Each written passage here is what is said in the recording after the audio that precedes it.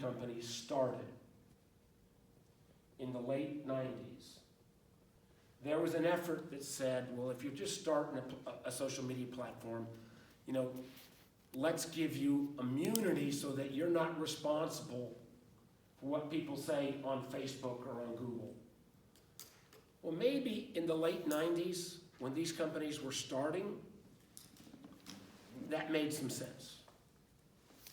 But in 2020, when 65% of Americans get some or all their news off of Facebook and Google, to say that they shouldn't have the same kind of responsibility for their content that the Martinsville Bulletin has doesn't make any sense to me. We need to reform Section 230.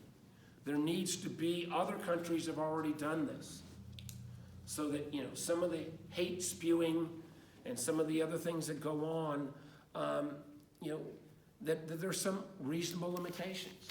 Now, we're not ready to announce a deal yet or legislation yet, because you also, I want to protect people's First Amendment rights. But I think the idea that they have no responsibility at all is just not true. There was a case on one of these dating sites where somebody was dating somebody, they broke up, then the person who broke up tried to misrepresent, saying they were the other person, and then started posting in his name, come to my apartment late at night and wake me up, come to my work and bother me because I like wild, crazy sex, something like this. And,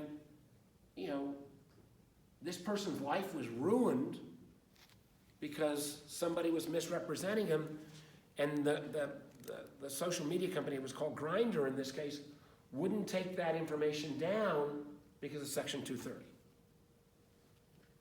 That's just not, we ought to have, just because we go on social media doesn't mean we have to give up all our rights. So we are working on seeing if we can come up with something that doesn't violate the First Amendment, but still puts some level of responsibility in place. And and we've already decided this is not a blanket exclusion.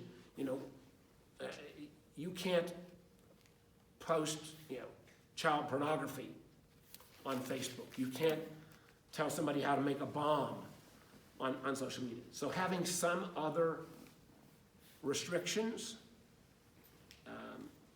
and when we think about Allison Parker, is the fact that this family still has to see the video